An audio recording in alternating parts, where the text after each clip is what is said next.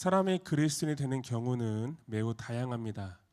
어떤 사람은 모태신앙으로 어려서부터 자연스럽게 교회에 출석하여 예수님을 믿게 되는 경우도 있고, 또 어떤 사람은요, 친구를 따라 우연치 않게 교회에 갔다가 예수님을 믿기도 합니다.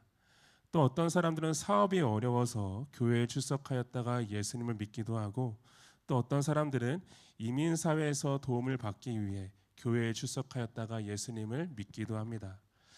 이처럼 굉장히 다양한 방법으로 교회에 출석하게 되고 예수님을 믿게 되지만, 이 모든 사람들의 공통적인 한 가지 고백이 있다면 그 고백은 내가 하나님을 선택한 것이 아니라 하나님께서 하나님의 계획 가운데 자신을 부르시고 그리스도인이 되게 하셨다는 내용입니다. 우리가 청도 땅에 오게 된 것도 하나님의 계획하심과 하나님의 인도하심이 있었던 것이고, 청도하는 교회에 나오게 된 것도 또한 예수님을 믿을 수 있게 된 것도 하나님께서 우리로 하여금 그렇게 인도하셨다는 것이죠. 하지만 이러한 고백의 내용은요, 우리가 머리로는 너무나도 잘 알고 있지만 실제 우리의 이성으로 볼 때 굉장히 혼란스러운 내용입니다. 왜 그럴까요? 바로 이러한 고백이 우리가 우리의 의지를 따라 선택하였던 우리의 선택과 충돌이 되는 것처럼 보이기 때문인 거죠. 하나님의 주권을 인정하면서도 하나님께서 전지하시고 전능하시고, 그래서 하나님께서 모든 것을 다 아시고 모든 것을 다 하실 수 있다는 것을 우리가 인정하면서도 이것이 이해하기 어려운 부분은 이러한 부분이 우리의 자유의지와 충돌되는 것처럼 보이기 때문일 것입니다. 내가 교회에 나오게 된 것도, 내가 예수님을 믿게 된 것도 분명 내 의지를 가지고 행하였던 선택인데, 그것이 하나님의 계획이었다고 이야기하니 뭔가 모순되는 것처럼 보인다는 거죠. 우리가 성경을 보면요, 성경은 분명히 우리에게 하나님의 주권을 말하고 있지만 동시에 우리 인간의 자유의지에 대해서도 말하고 있습니다. 우리가 무엇인가를 선택할 때 절대 우리의 자유를 침범당하지 않고 분명 우리의 의지를 가지고 선택을 하죠. 우리가 청도하는 교회에 등록하게 된 것도, 우리가 예수님을 믿겠다고 생각하게 된 것도 우리의 의지를 가지고 한 선택이지 절대 누군가의 강압에 의해서 그렇게 한 것이 아니라는 것이죠. 그런데 또 한편으로는 이 모든 것이 하나님의 주권적인 선택이라고 말하고 있으니 이것이 굉장히 이해하기 어려운 부분입니다. 그렇다면 우리는 이러한 하나님의 주권과 우리 인간의 선택을 어떤 관점으로 바라봐야 되겠습니까? 이것은 절대로요, 우리가 논리적으로 볼 수 있는 것이 아닙니다. 우리가 논리적으로 하나님의 주권을 이해하려다 보면요, 굉장히 심각한 모순에 빠지게 됩니다. 보통 논리라는 것은 수학을 기반으로 하는데, 이러한 사실은요, 어떤 하나의 공식처럼 떨어지는 것이 아니기 때문이죠. 하지만 우리가 이 부분에 대해서 온전히 다 이해할 수 없지만 분명히 우리가 우리의 신앙을 따라 고백하는 한 가지는 있습니다. 그게 무엇일까요? 우리가 믿는 그 믿음의 대상이신 그 하나님은 전능하시고 전지하시고 무한하시다는 겁니다.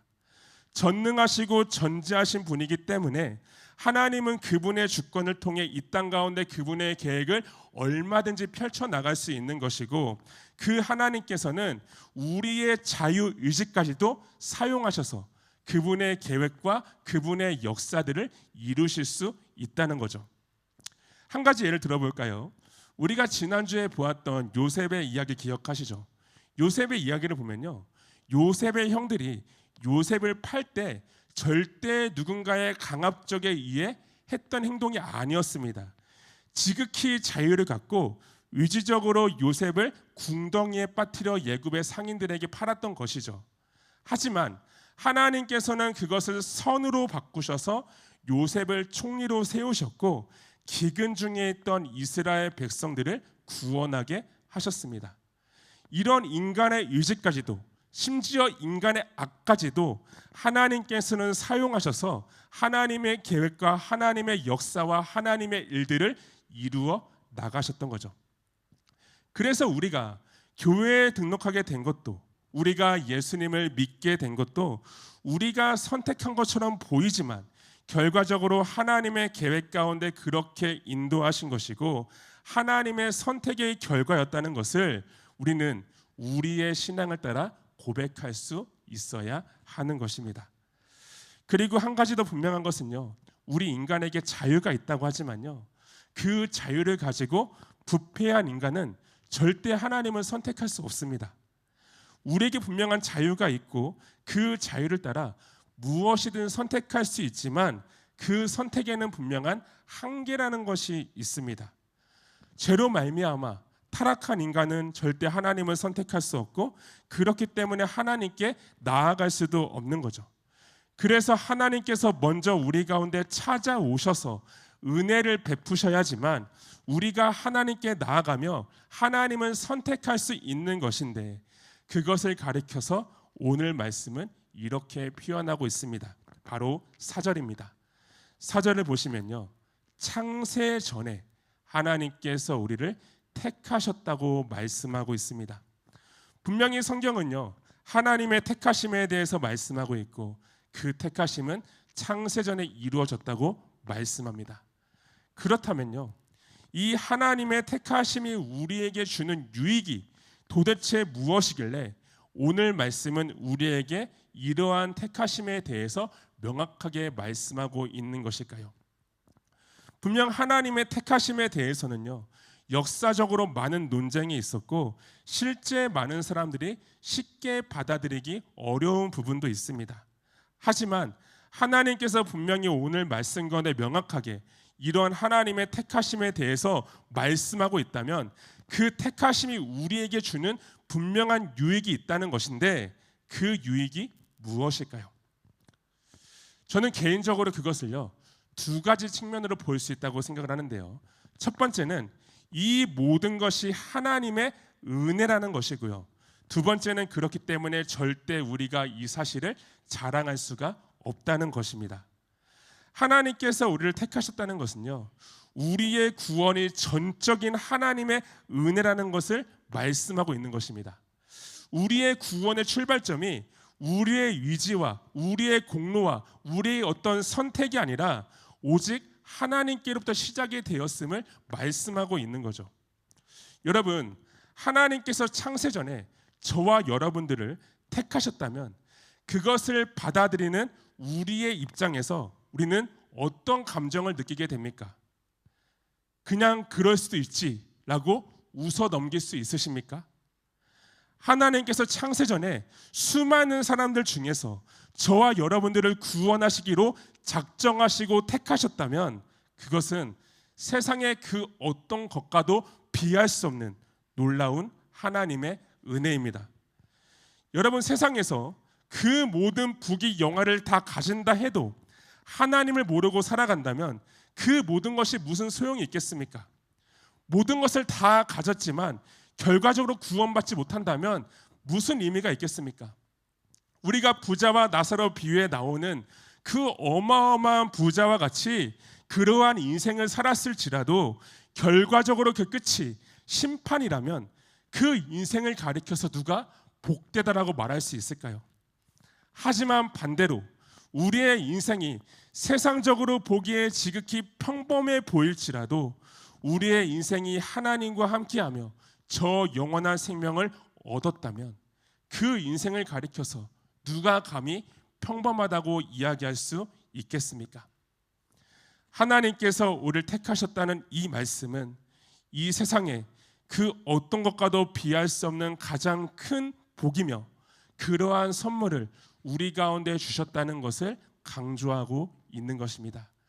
그래서 이 하나님의 택하심에 대해서 오늘 말씀이 이처럼 명확하게 우리 가운데 강조하고 있는 것은 우리의 구원이 절대적으로 하나님의 은혜라는 것을 뒷받침하고 있는 것이고, 그렇기 때문에 그 안에서 우리는 겸손할 수밖에 없다는 것입니다.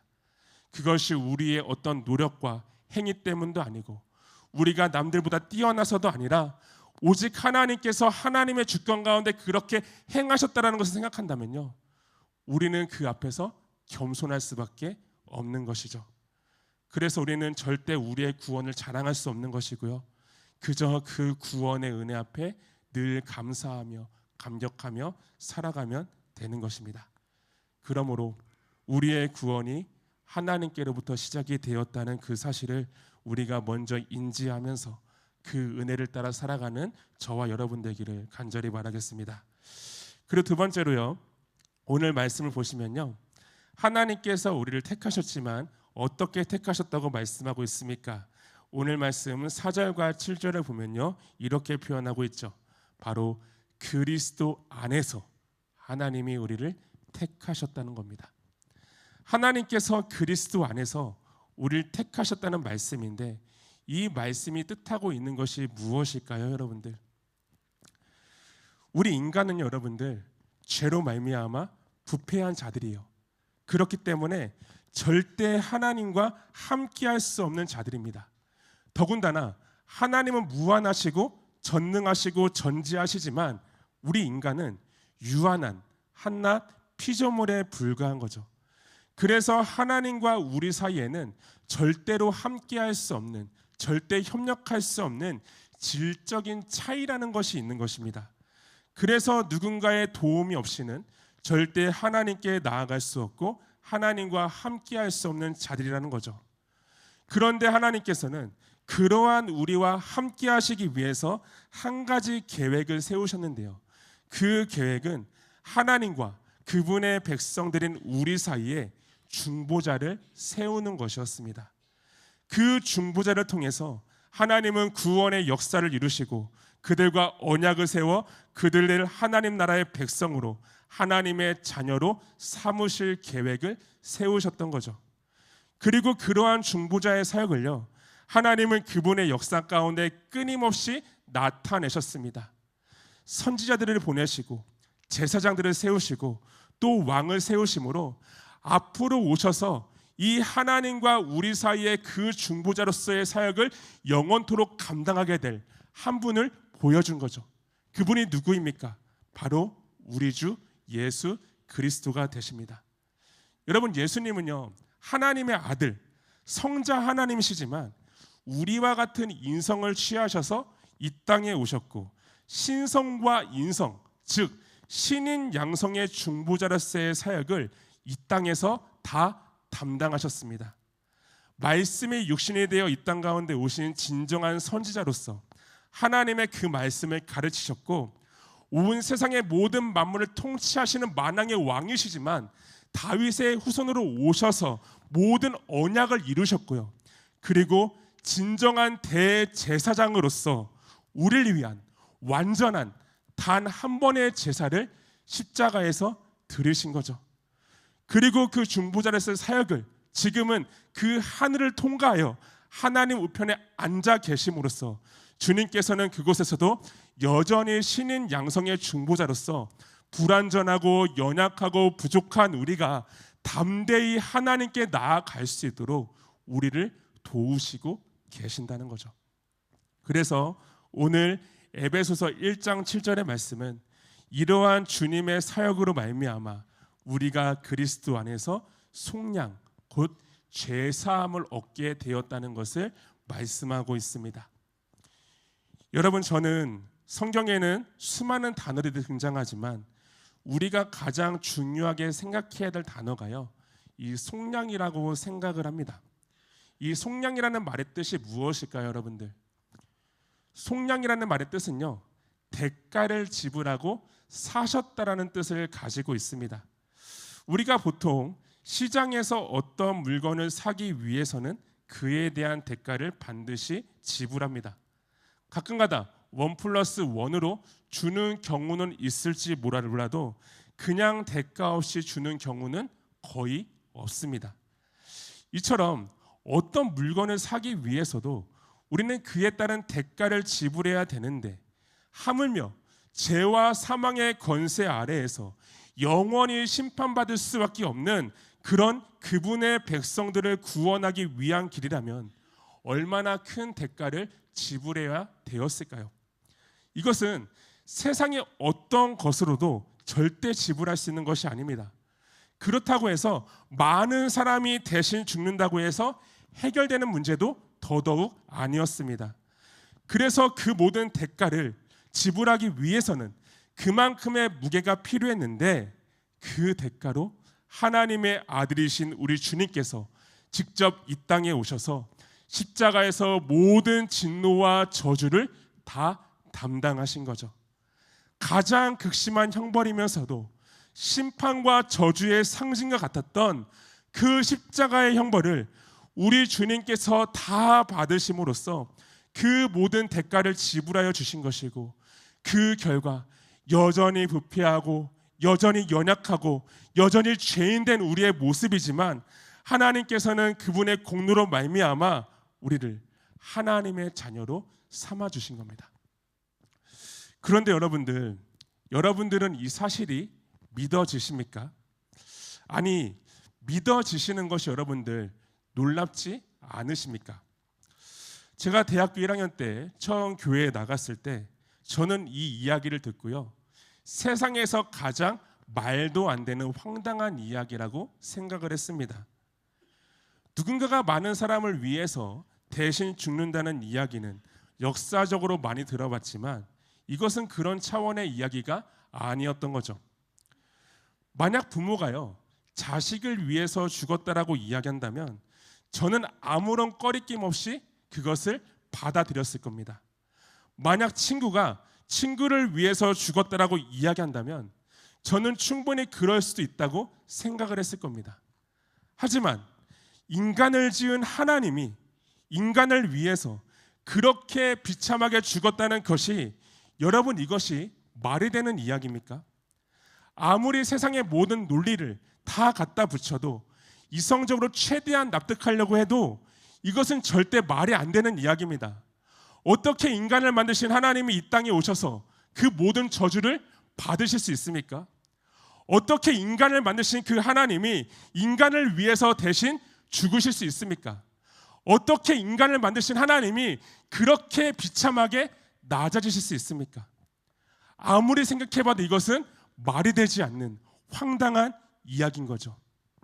하지만 이 황당한 이야기가 우리 안에 믿어지고 우리가 실체로서 바라볼 수 있는 유일한 이유는 우리 주님께서 우리 안에 성령을 통해 그러한 믿음을 선물로 주셨기 때문입니다.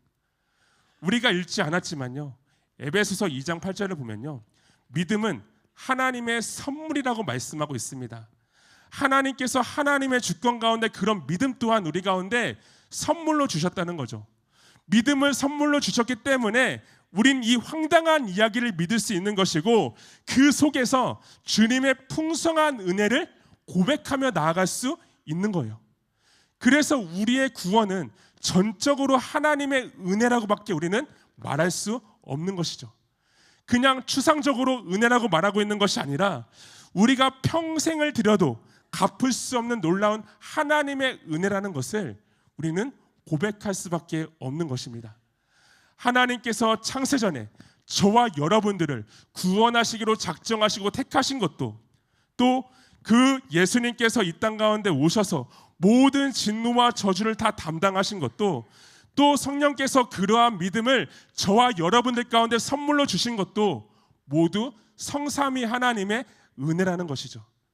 우리 한 영혼을 구원하기 위해서, 나와 같은 죄인을 구원하기 위해서 성삼위 하나님은 그 모든 수고를 감당하신 것이고, 함께 협력하심으로 우리 한 사람 한 사람을 그렇게 구원하여 주신 겁니다.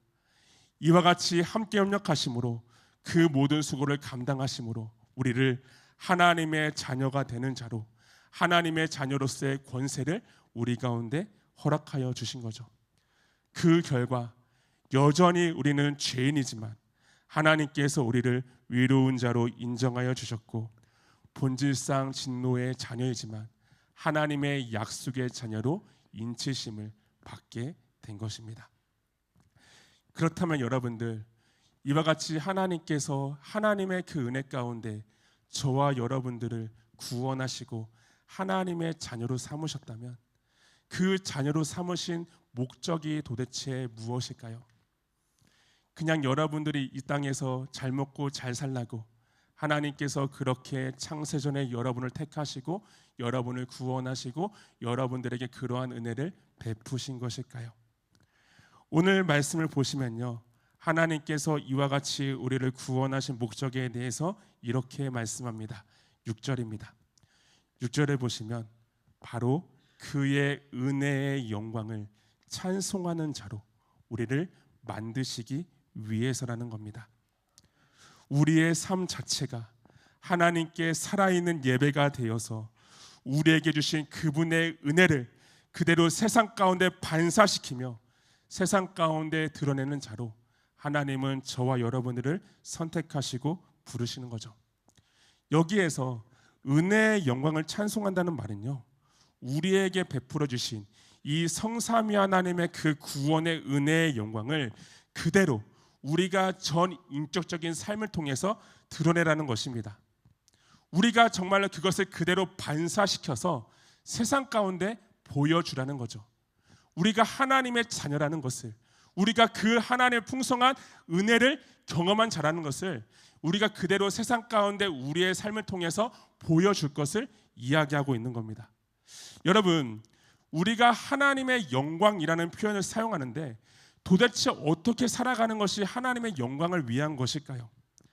하나님께서 이미 영광 가운데 풍성히 계신데 어떻게 살아가는 것이 그분의 영광을 위한 삶이라고 얘기할 수 있을까요?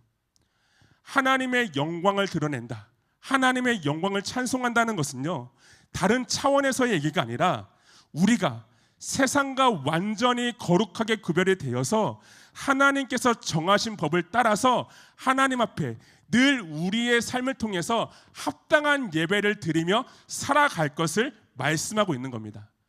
하나님께서 정하신 법을 따라서 우리 안에 여전히 꿈틀거리는 그 죄의 본성과 싸우면서 당당하게 하나님의 은혜를 세상에 증거하는 것, 그래서 우리 안에 있는 그리스도의 형상을 닮아가고 실제적인 의와 거룩을 우리가 온전히 회복해 나아가는 것, 여러분, 그러한 모습이야말로 하나님의 영광을 드러내며 하나님의 은혜의 영광을 찬송하는 자의 모습이라는 거죠.